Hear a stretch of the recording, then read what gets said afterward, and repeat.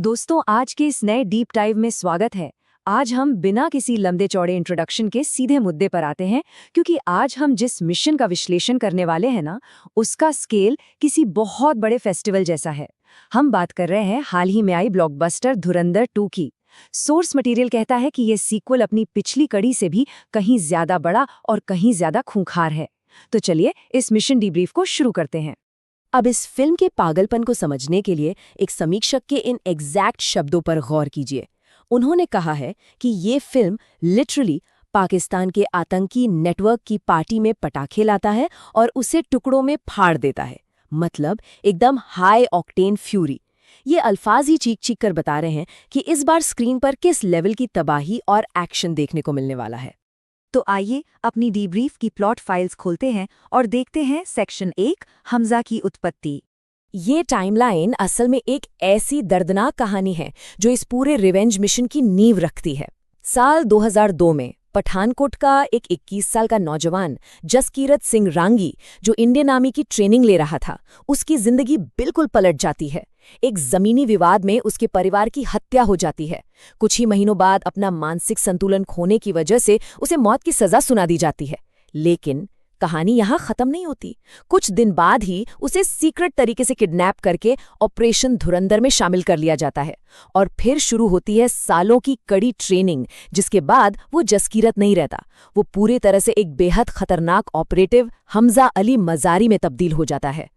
और इस नए रूप के साथ उसके हैंडलर ने उसे एक नया नाम दिया, बब्बर शेर।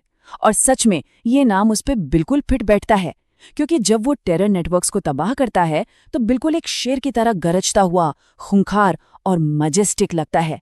रिव्यू नोट्स के अनुसार रणवीर सिंह ने इस बब्बर शेर वाले किरदार को इतनी खूबी से निभाया है कि उनकी एक्टिंग किसी मास्टर क्लास से कम नहीं लगती। अब बढ़ते हैं आगे सेक्शन 2 पर, ऑपरेटिव्स और दुश्मन, यानी इस खुफिया दुनिया के बाकी खिलाड़ी। और ये हिस्सा रणवीर सिंह की उस इनक्रेडिबल इमोशनल रेंज को बहुत ही ब्रिलियंट तरीके से इलस्ट्रेट करता है। एक तरफ अपने परिवार के साथ वो इतने टेंडर और एम्पैथेटिक लगते हैं कि किसी को भी रोना आ जाए, और ठीक दूसरी तरफ आतंकवादियों के लिए वो इतने क्रूर हैं कि रूह कांप जाए। सोर्स मटेरियल में एक ऐसे रोंगटे खड़े कर देने वाले सीन का जिक्र है जहां हमजा जंजीरों में बंधा हुआ है, बुरी तरह जख्मी है और फिर भी पागलों की तरह हंस रहा है। उस पागलपन की बस कल्पना करके देखिए। अब इस कास्ट मैट्रिक्स पर नजर डालिए। यहाँ काफी हैवी हिटर्स मौजूद हैं। आर माधवन प्ले कर रहे हैं अजय सान्याल का रोल, एक गॉडफादर जो पर्दे के पीछे से सारी डोर खींच रहे हैं। फिर आते हैं अर्जुन रामपाल, जिन्होंने पहले पार्ट के अक्षय खन्ना को रिप्लेस किया है।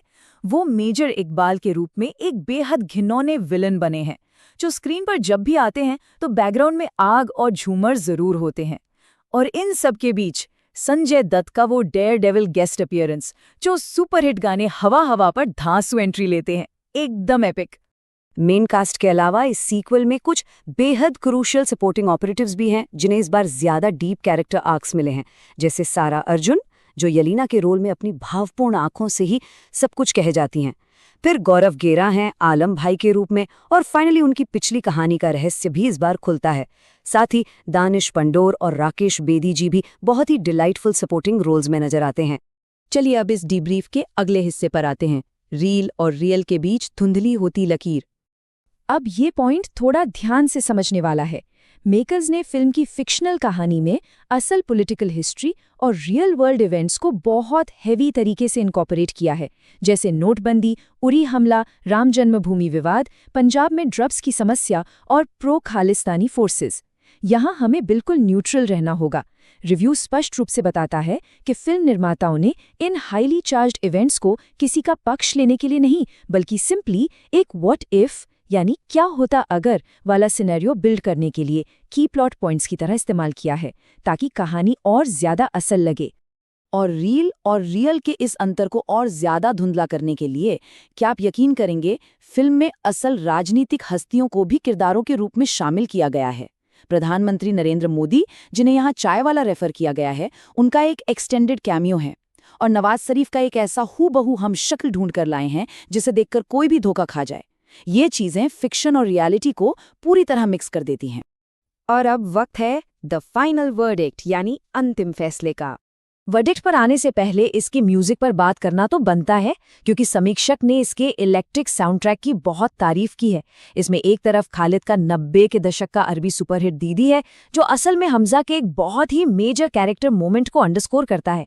वहीं दूसरी तरफ नुसरत फतेह अली खान, किशोर कुमार का क्लासिक और बॉनी एम का राजपुतिन भी शामिल है। क्या अजीब और शानदार कॉम्बिनेशन है ना। तो इन सभी चीजों के बावजूद फाइनल रेटिंग क्या है? एनडीटीवी ने इस फिल्म को 3 स्टार्स दिए हैं। उनका मानना है कि पिछली फिल्म को लेकर फैंस के दिलों में जो सवाल थे, ये सीक्वल उनके बहुत ही सैटिस्फाइंग जवाब देता है।